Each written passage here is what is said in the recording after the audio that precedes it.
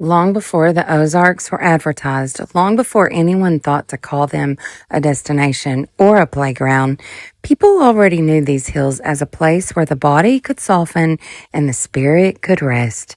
Because water has always risen here in a way that feels intentional, as if the land itself understood the human nervous system and quietly shaped itself to meet it.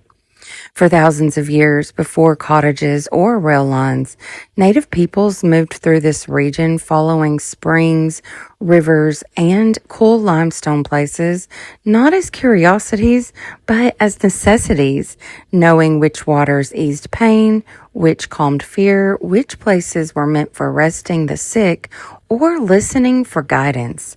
And when later settlers spoke of healing waters and invigorating air, they were not discovering something new so much as translating old knowledge into the language of their own time.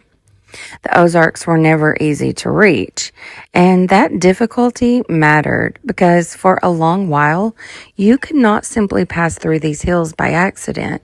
The roads were poor, the terrain was unforgiving, and the rivers were the true highways, meaning that anyone who arrived had already made a choice to come, had already committed to the journey, and that commitment shaped the kind of tourism that grew here.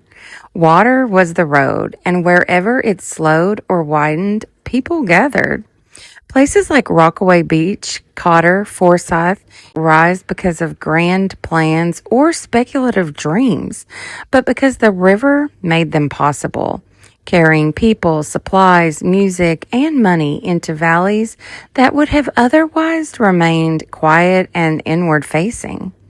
Along the Spring River in Arkansas, tourism was never flashy, never rushed, never loud in the way modern tourism often is, but instead seasonal and intimate. Built around fishing camps, canoe landings, swimming holes, and small river resorts where families returned year after year, staying long enough to recognize faces and learn the habits of the water itself. This was the river cottage era of the Ozarks, roughly from the 1910s through to the early 1930s, when leisure meant lingering and the highest luxury was time. And so cabins were small but comfortable, porches were wide, fans turned slowly overhead, and visitors unpacked trunks rather than overnight bags because no one expected to leave quickly. The language of the era was hopeful and musical, full of words like refreshing and helpful and invigorating, modern comfort in a natural setting, and it matched the mood of a nation that believed rest could be earned, that healing took time, and that joy was something you settled into rather than consumed.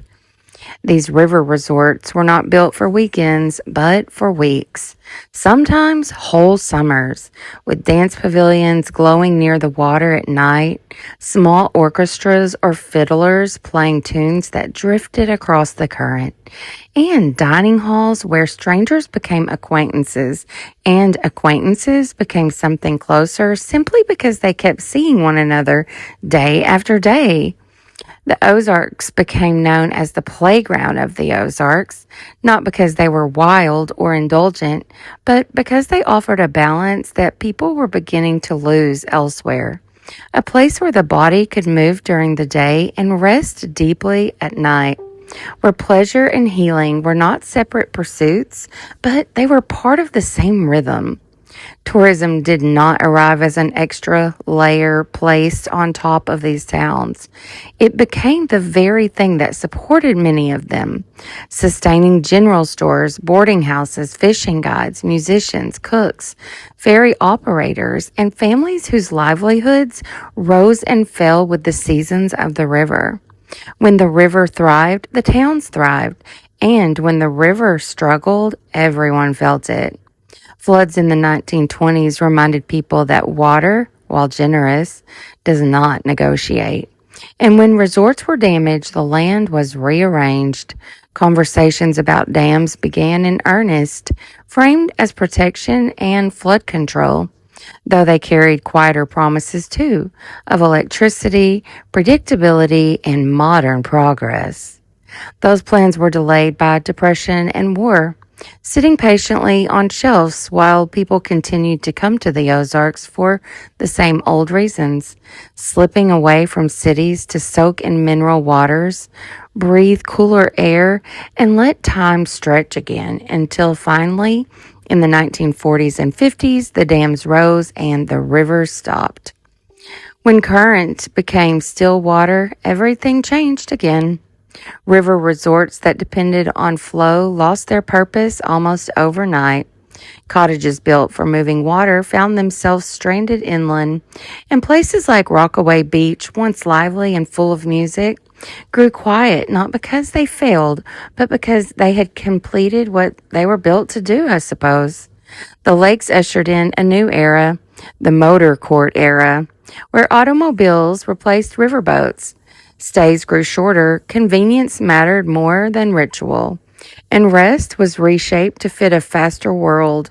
Yet, even then, the Ozarks continued to offer what they always had beneath the surface, a landscape that calmed people whether they understood why or not.